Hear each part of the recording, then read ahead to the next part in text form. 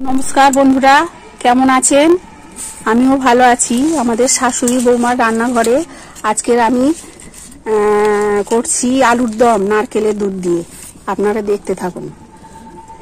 প্রথমে আমি আলুটা সেদ্ধ করে নিয়েছি। তার কড়াই তেল দিচ্ছি, জিরে ফোড়ন দেব,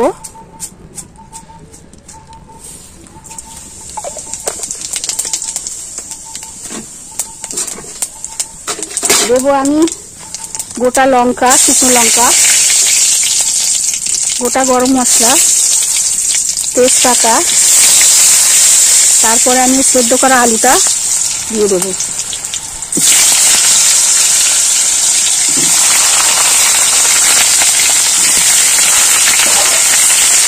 সেদ্ধ করা আলুটা দিয়ে দিয়েছি, দিয়ে একটু ভাজবো, একটু লাল লাল করে ভেজে নেব। তারপরে আমি মাছ মশলা দেব।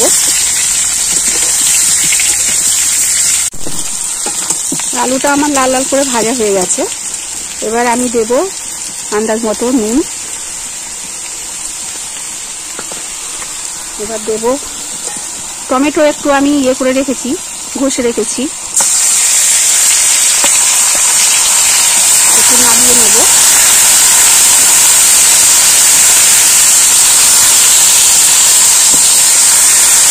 নাড়িয়ে নেওয়ার পর আমি দেব আদা বাটা, হলুদ গুঁড়ো, কাশ্মীরি লঙ্কার গুঁড়ো, জিরে গুঁড়ো, একটু ঝালের জন্য আমি লঙ্কা গুঁড়ো।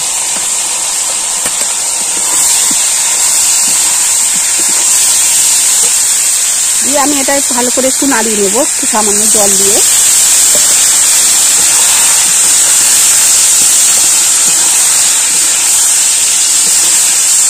সামান্য একটু মিষ্টি দেব।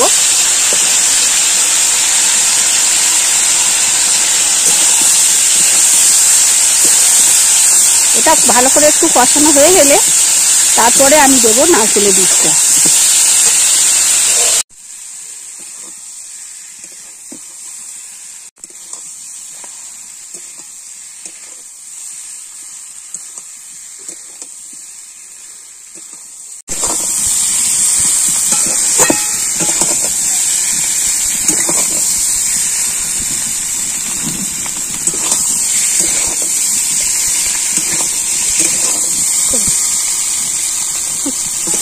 এটা আমার কষানো হয়ে গেছে।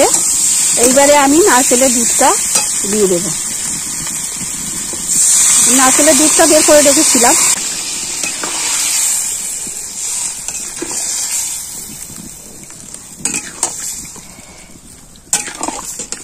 কি সুন্দর দেখতে হয়েছে দেখুন।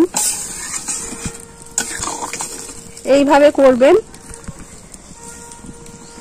দেখবেন খেতে কত সুন্দর লাগবে। এটা একটু ঝোল ঝোল থাকবে, একেবারে কষা করব না। আপনারা একবার বাড়িতে ট্রাই করবেন। এটা আমাদের দেখুন রেডি হয়ে গেছে। এবার নামিয়ে দেব। একটু সামান্য গরম মশলা ছড়িয়ে নামিয়ে নেব। যেহেতু গোটা গরম মশলা ফোড়ন দিয়েছি, বেশি লাগবে না, সামান্য একটু সেন্টের জন্য।